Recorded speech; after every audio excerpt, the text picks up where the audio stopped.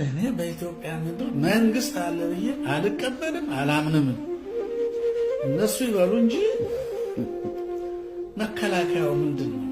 መከላከያው ህዝብ እንዲጨፈጭፍ፣ ፌዴራሉ ህዝብ እንዲጨፈጭፍ፣ ፖሊስ ሚሊሻ ህዝብ እንዲጨፈጭፍ የትኛው ህግ የትኛው አንቀጽ ነው? በቃ ይሄን ነገር እንትን ብሎ ነፃ እርምጃ ይሄን ያክል ዓመት ነፃ ግድያ፣ ነፃ እርምጃ ዝም ብሎ በነፃ መዝረፍ፣ ሰዎችን ማገት፣ ገንዘብ መውረስ፣ እናቶችን ማንገላታት፣ መግደል።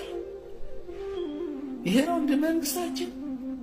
ፍርድ ቤት ካለ ይሄን ምንኩስናው ሳይቀር ምንኩስና መነኮሳት በገዳም ያሉትን አረ እንደው ቤተክርስቲያን ተደፍራለች።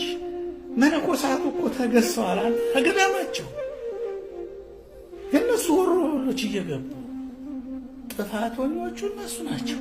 ዳኛውም በለው ፖሊስም በለው ፌደራልም በለው ሚሊሻም በለው ማን ፈቀደለት ሰውን መግደል? ያውም ወንድሙን የእናቱን ልጅ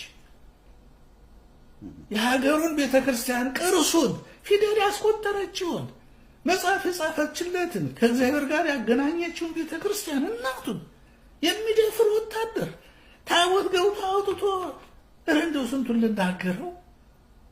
ስንት ነገር ተፈጽሟል። የመንግስት ኃላፊነት ምንድን ነው? እነዚህን መንጎቹን እናቶቹን አላከበረም። የትኛው ነው መንግስት የምትለው?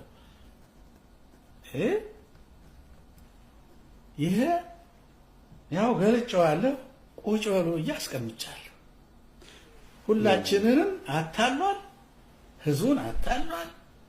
የውሸት የሐሰት ኢትዮጵያ የውሸት እግዚአብሔር በማለት ምንም ነገር አንዳች እንደው ቅንጣት ታክል እውነት ከሆነ ግልገሎችን አደራ፣ ጠቦቶችን አደራ፣ የእግዚአብሔርን አደራ ቢጠብቅ እንደሱ ማን በከበረ።